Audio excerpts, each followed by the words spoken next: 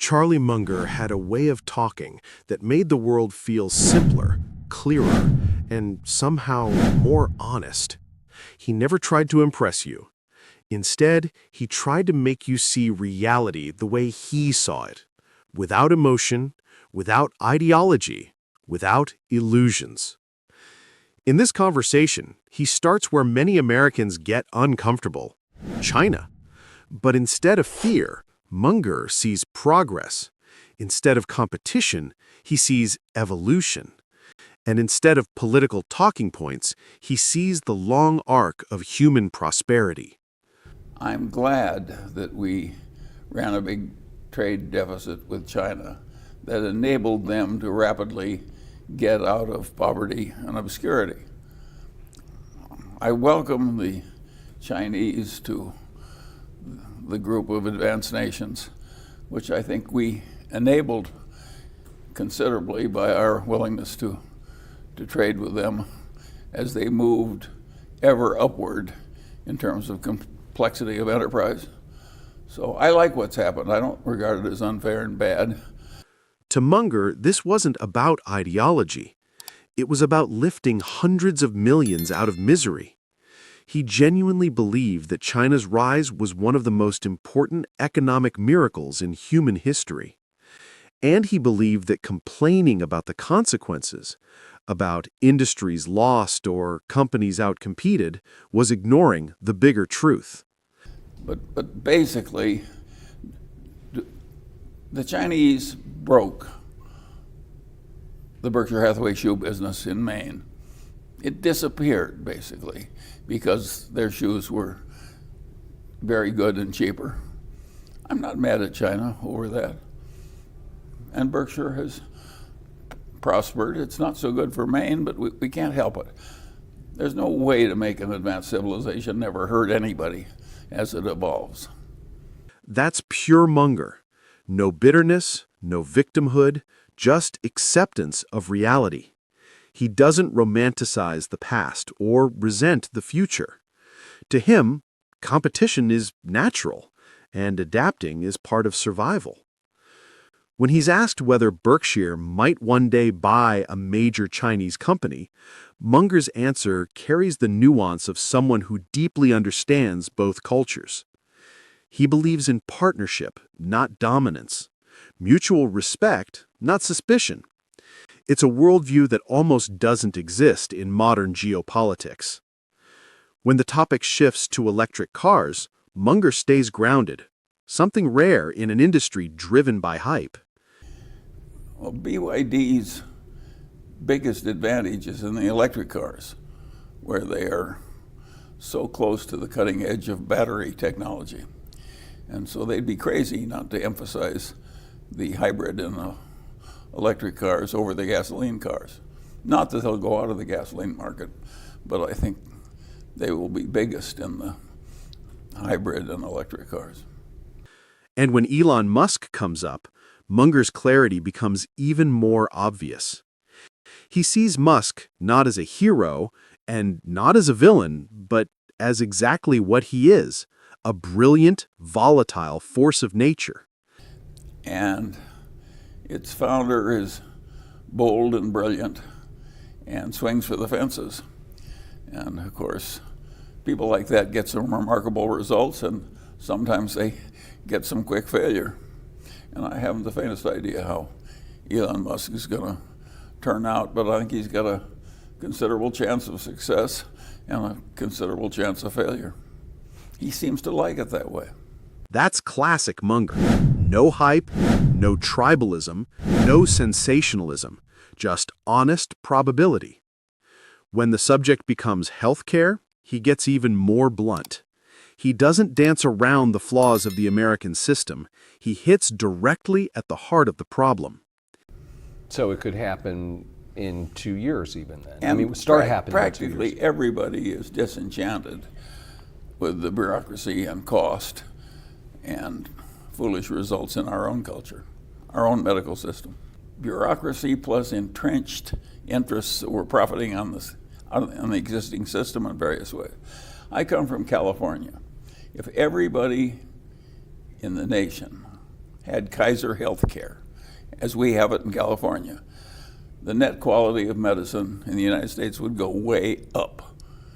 And Kaiser has never been able to succeed very much outside of California because the entrenched vested interests stomp on it because of its success in California.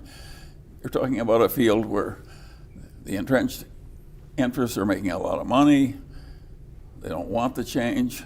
You wouldn't either if your livelihood depended on it. And so, of course, it's very hard to change our system. The reason the Singapore system is so much better than ours is they didn't have a lot of entrenched interests that were that powerful, and they had a brilliant leader. And the Singapore system costs about a fifth of what ours costs and serves better. He sees healthcare not as a political fight, but as a simple clash between what works and what is profitable for the wrong people. On Wells Fargo, Munger shows another side of his philosophy, the belief that mistakes, when painful enough, can actually create better behavior over time. Let me ask you about Wells Fargo. It sounded like you and Warren are standing by your bank at this point. But I wonder, at what point is enough enough? And how do you decide when a company is just, okay, this is not going to turn around, we're going to abandon ship here? Well, I don't think for a minute that Wells Fargo is in any way rotten to the core. They just had some incentive programs that caused some bad behavior, and then they reacted poorly to trouble when it came. So they made mistakes of judgment. But I think you'll find them that they hate what's happened so much that they'll be less likely to make mistakes in the future, not more likely. I actually think this is good for Wells Fargo on a very long-term basis. It's agony to go through, but they're going to be better for it. This is the same consistency you see throughout his life. Bad incentives create bad behavior. Fix the incentives, and people eventually realign. And when discussing investing, he delivers one of the most important lines of the entire interview. But you got to remember that in our way of thinking, all intelligent investment is value investment. Because why would you want to buy something which wasn't worth as much as you were paying for it? And who wouldn't like buying something for less than it's worth? So the only difference when people talk about value investor, you're always a value investor. Now, there are various ways to look for value investments, just as there are various places to fish. And if the first rule of fishing is to fish where the fish are, the first rule of value investing is to find some place to fish for value investments where there are a lot of them. And, of course, it's gotten hard in the United States to find easy value investments because the world is so competitive. To Munger, value investing isn't a style. It's simply rationality. Then comes the moment that became instantly iconic, his absolute dismantling of Bitcoin. Not with anger, not with emotion, just Munger applying the same rational filter he applies to everything else. I, of course, have no interest in that because it's not my subject. And I see an artificial speculative medium that people are buying just because they think they can sell to somebody else at a higher price, even though it inherently has no intrinsic value. And so I regard the whole business as antisocial, stupid, immoral. Nobody in his right mind would want a payment system where the very thing you were using went up and down by 20% in a day. No, I regard the thing as a combination of dementia and immorality. And I think the people that are pushing it are a disgrace. That's one of the purest Charlie Munger moments ever recorded. Brutal honesty delivered with a surgeon's precision. And finally, politics. But instead of attacking politicians, he turns the lens inward, onto the human tendency to hate. I consider it counterproductive to hate as much as both parties now hate. And I have disciplined myself. And I now regard all politicians higher than I used to. I did that as a matter of self-preservation. The other thing I did to make me feel better about the current scene is I reread The Decline and Fall of the Roman Empire. And it goes on for a great many hundreds of pages. And that made me feel a lot better about the current political scene. We're way ahead of the Romans at the end. That's a pretty low bar. Well, I didn't. It's very helpful. I suggest you try it. You will feel better about the present world if you look at that one. That's the thread running through all of Munger's thinking. Perspective.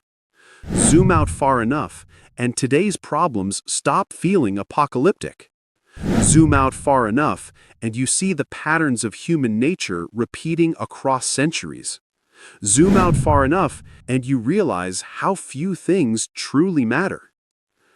Charlie Munger didn't just give financial advice. He gave life philosophy, packaged inside a dry voice, sharp logic, and a refusal to lie to himself or others. His words here are more than commentary. They're a framework for thinking clearly in a noisy world.